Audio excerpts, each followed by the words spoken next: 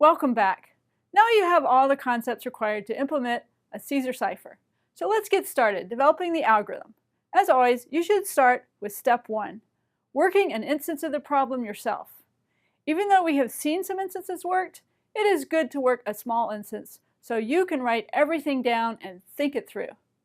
Let's encrypt the message I am, which is really I space AM, with a key of 17, meaning you will shift each letter 17 positions through the alphabet.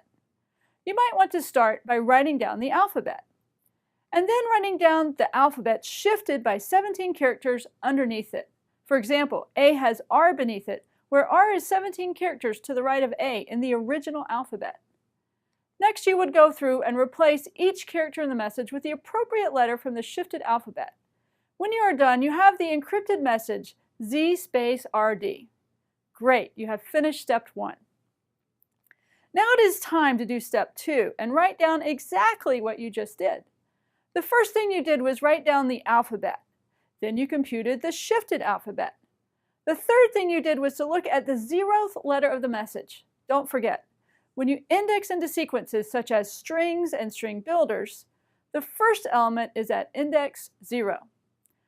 That letter was I, so you looked in the alphabet to find I. Then you found the letter in the shifted alphabet at the same position, which was Z. So you replaced the 0th character of the message with Z. Next, you looked at the first letter of the message, which is a space.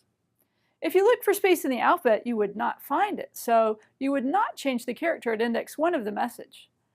Next, the second character is an A, for which you perform a very similar process as you did for the 0th character, and end up changing it to R. Finally, you do the same thing for the third character, which is an M that you turned into a D. Now that you have thought through all of that, you have a list of the 17 things you did for this particular message and this particular key. However, there's one more thing that is good to note here before you proceed. Notice that your algorithm calls for replacing characters in the message. If your message is a string, you cannot do that. As you recently learned, strings are immutable, meaning you cannot change them. If you recognize this issue now, you can adjust your algorithm to reflect the fact that you want to work with a string builder. Here we've added a step at the start to create a string builder from the string message. And then we updated the algorithm to work on the string builder. If you do not realize you need to do this now, you would figure it out at a later step.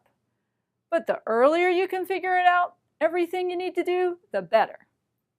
Looking at this algorithm, you can see that the first few steps are an initial setup before you begin performing repetitive steps for each letter in the message. If you focus on the steps after the initial setup, you can see that you are doing almost but not quite the same thing for each character in the message.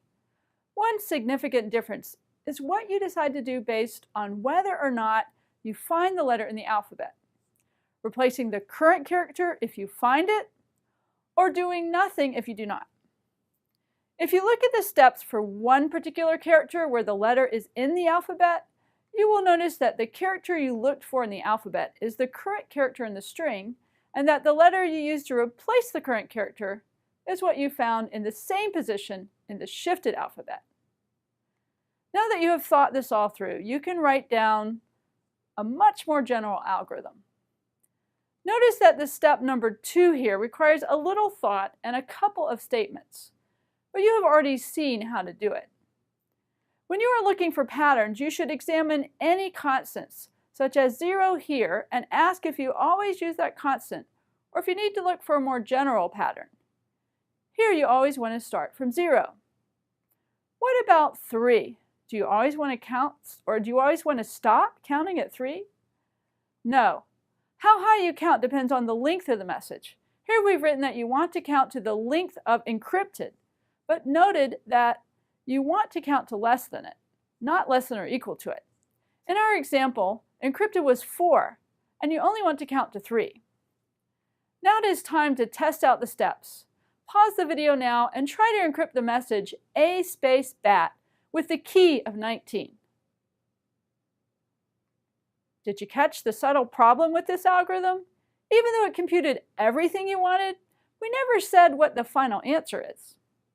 You want to be sure to explicitly say this so that you know what to return from your method when you translate to code.